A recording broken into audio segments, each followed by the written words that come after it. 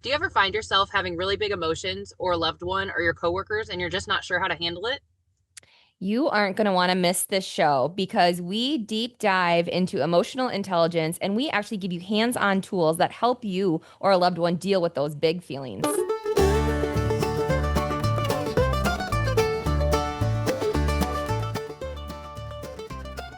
Hi, everybody. Welcome back to another episode of Why You Worried About It. I'm Lindsay Bush, the HR director with Country Crossroads Counseling.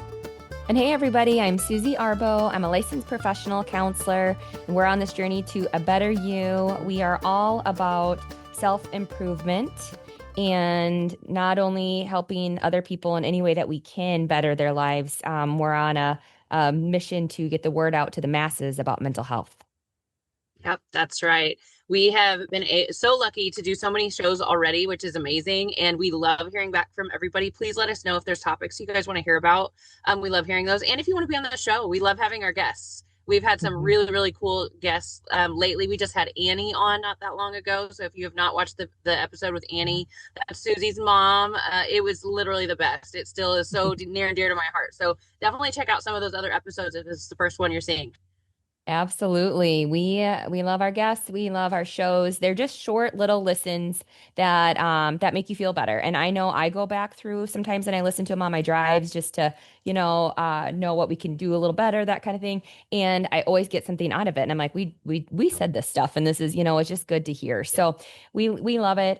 Today I'm super excited about our topic. Lindsay and I, so a little backstory on this. So Lindsay and I have been running the roads, and this last week we were speaking in Jefferson City, and we were speaking on leadership. And we in our leadership kind of series that we're doing right now is pretty cool. It's called Next Level Leader.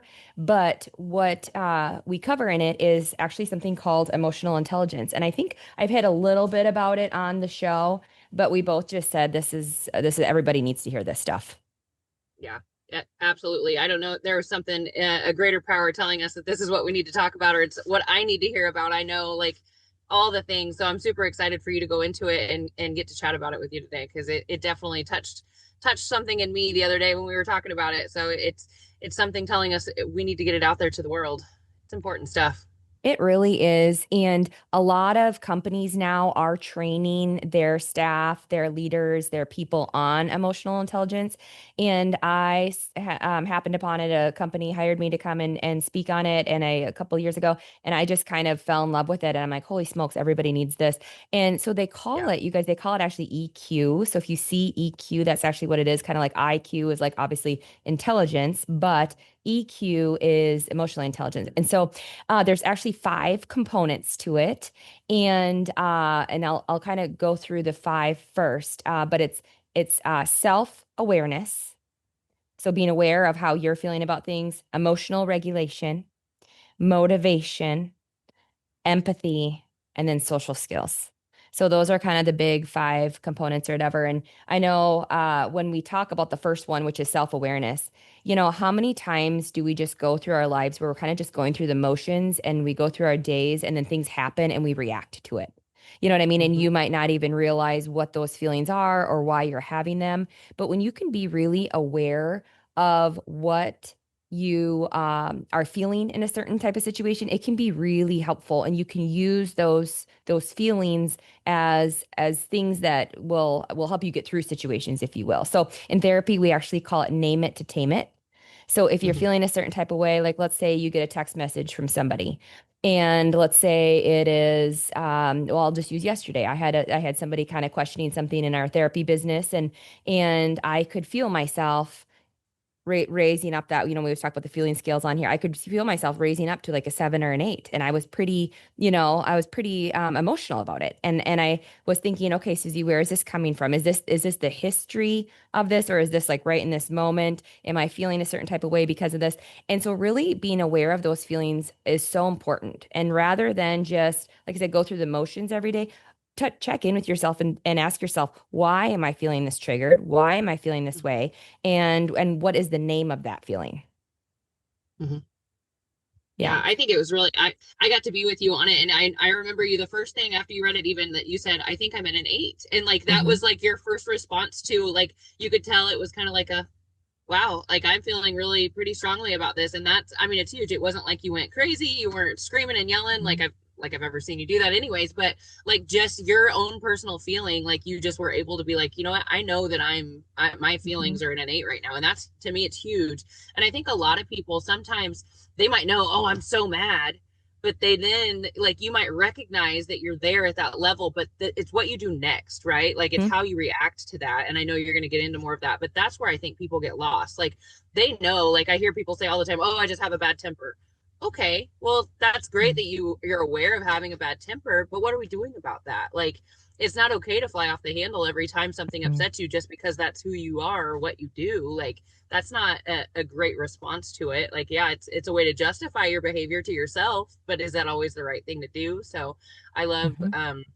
that you're bringing that up, because everybody, it looks different for everyone, right? Like just because some people react differently, but if you know that you're in an 8 just because you can stay level minded through it, that's, I think, what really makes the difference, instead Yeah. of just allowing yourself to go crazy.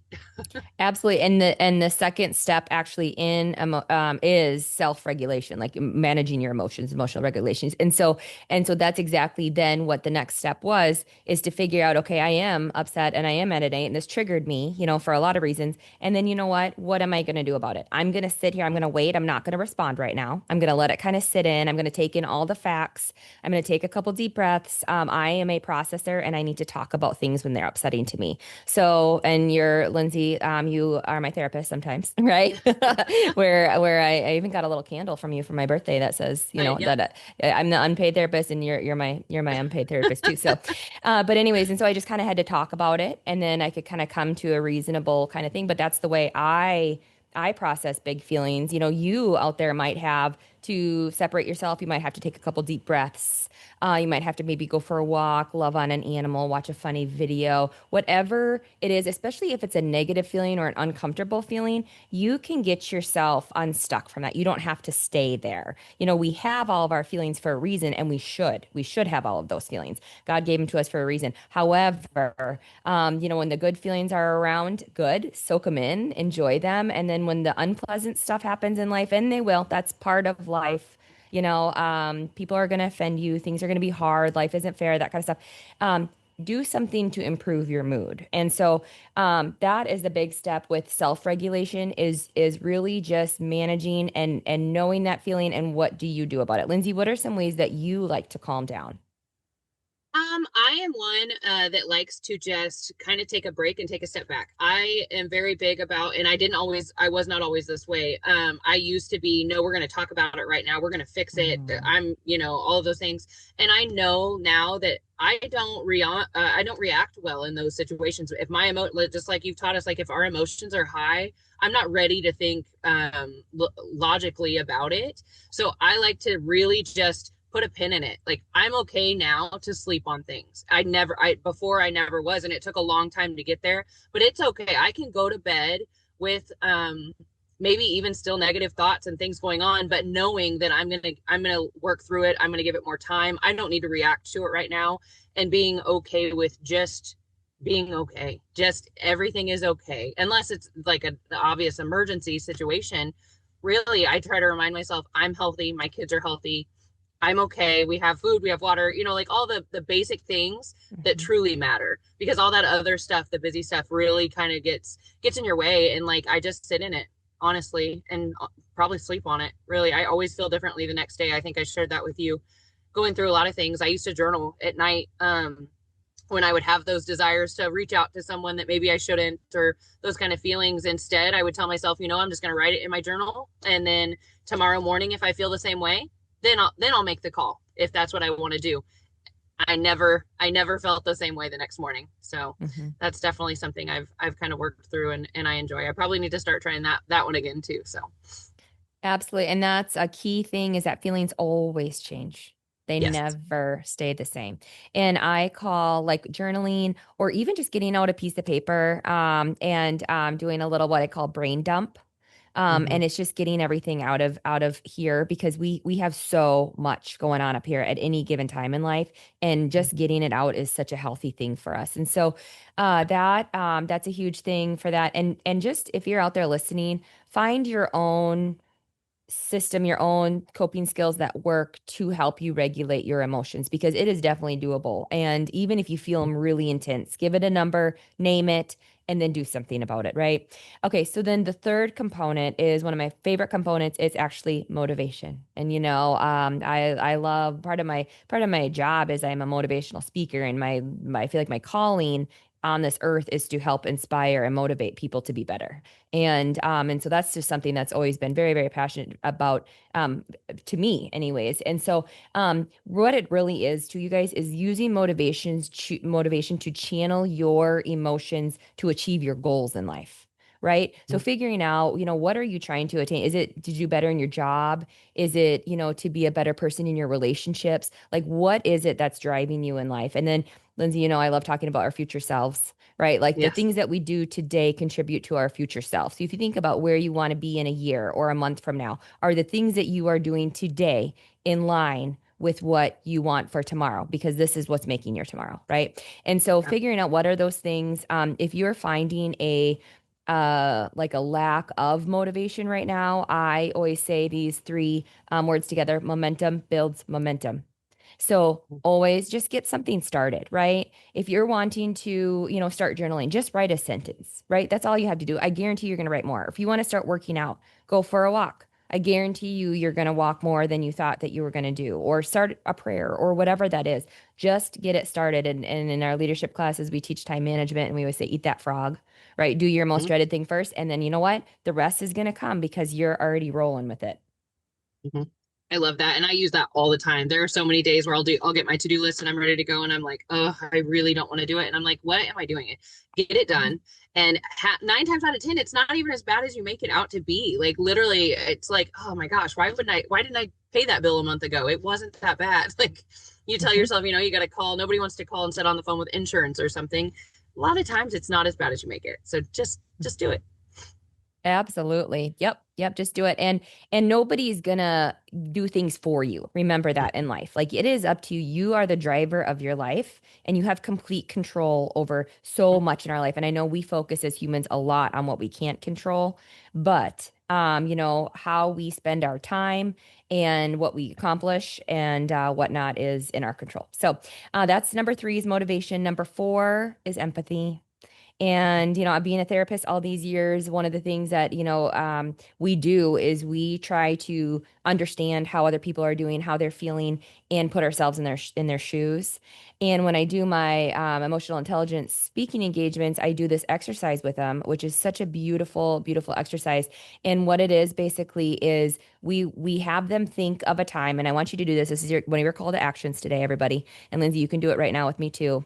But you think about a time when you had a challenge or a interesting situation with, let's say, a coworker, right? So somebody you work with maybe makes you feel a certain type of way, or is it's uncomfortable. Maybe it's a bad situation. Okay, so think about that. Okay, what was your own feelings during that? Probably anger, probably frustration, hurt, whatever those things are. Okay. Okay, now I want you to remove yourself from that and I want you to think about the other person. What do you think was going on for them? How do you think that they were feeling? What has happened in their past, maybe that has contributed to why they would respond the way that they did? Okay, and just kind of think about that because they have a reason for their behavior. Every behavior has meaning in life, right? So there's a reason why they're doing that. Okay, good or bad.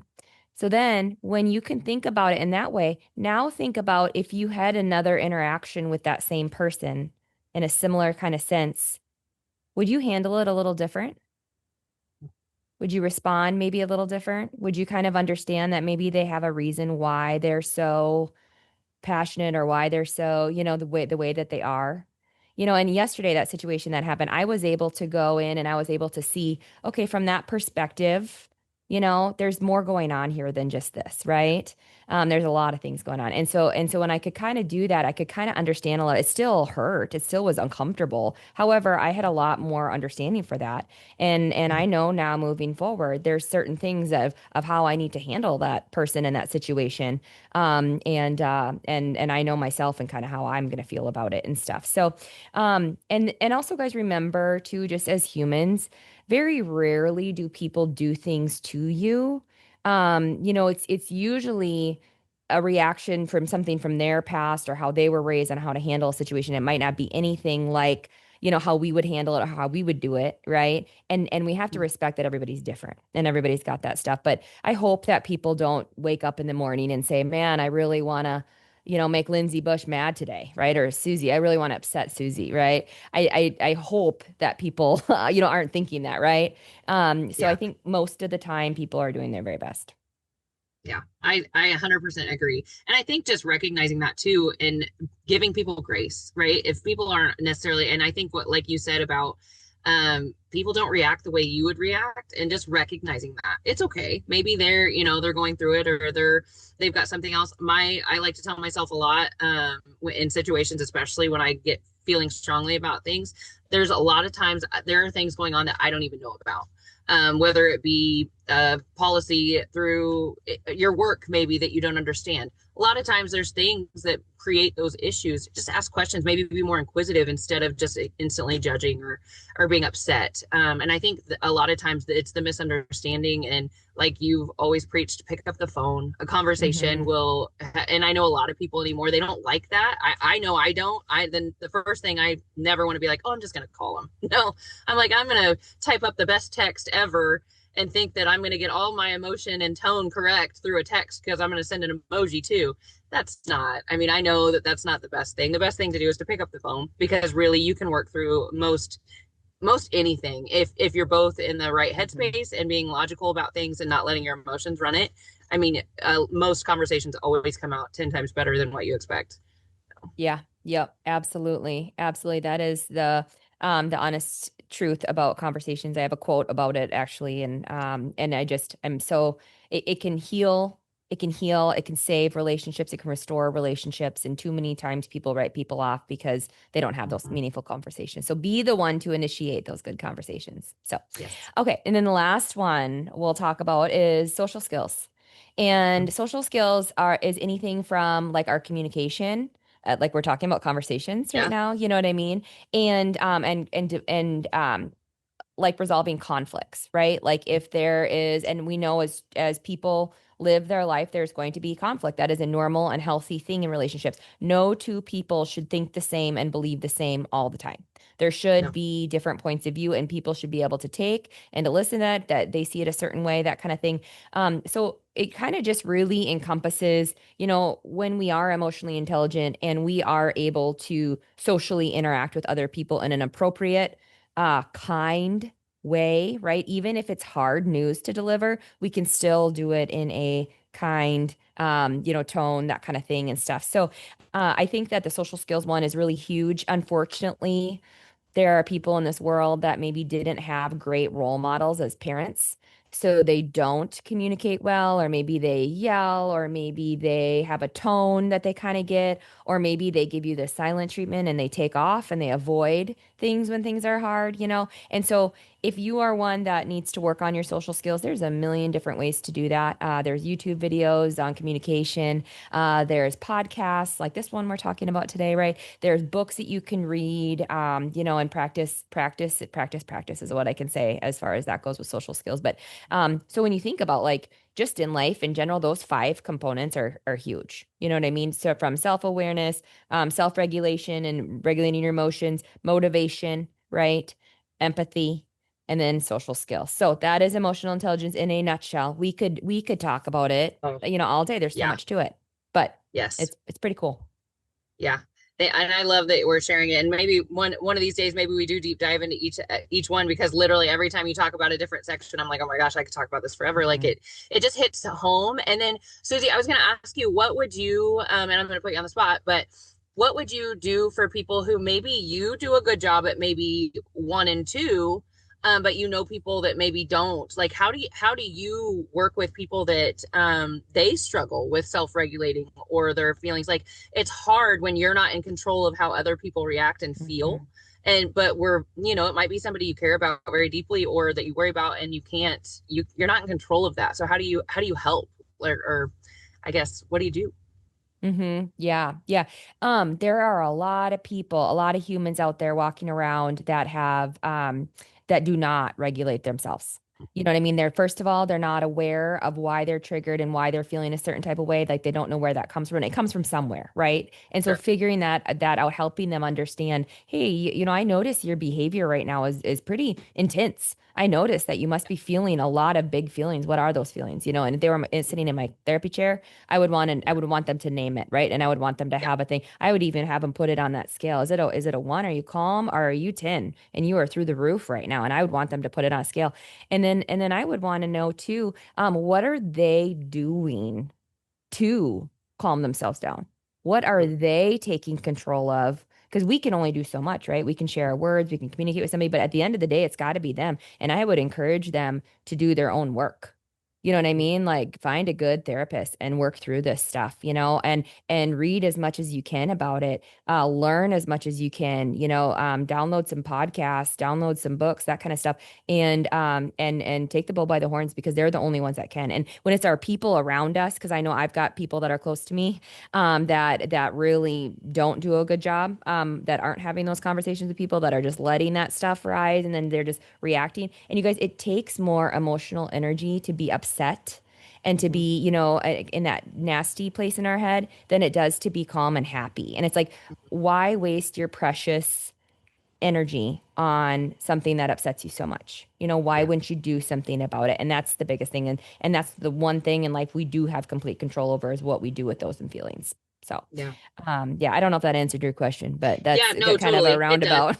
It's Yeah. it's so hard. It's very intense, and that's why I hope people get a lot out of this. I love listening to you talk about it because it all just is like, yep, yep. It makes so much sense. It's hard when you're dealing with people and feelings, and you care about people and you want the best for them, but sometimes you can't do that for them. And maybe that's something I need to remind myself is I can't do it for someone. They would Mhm. have to do that. So no, I appreciate your unpaid therapy advice here. Thank you. I love it. I love it so much. And you know what, too? That's part of the mission of our podcast, is we want to get as much positive information out there.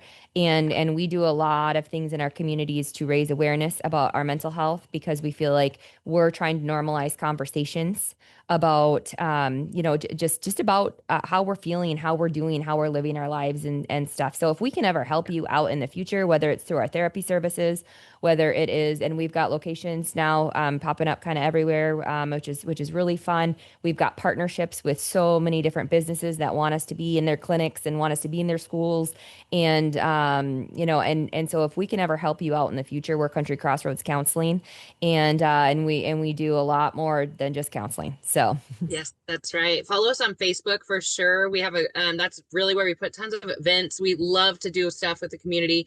Not everybody's somebody that wants to sit and talk to a therapist one-on-one, but there are so many ways you can get help. And you can always reach out to us, Facebook, Country Crossroads Counseling, and then obviously on our website, countrycrossroadscounseling.com. yep. That's right. That's right. We would love to hear from you, and we'd love to hear any show ideas if you want to be on our show. Yes, Like we talked about, we love our guests. So we that's appreciate right. you guys listening. Thank you for supporting us. Yep. Thanks for being on the journey.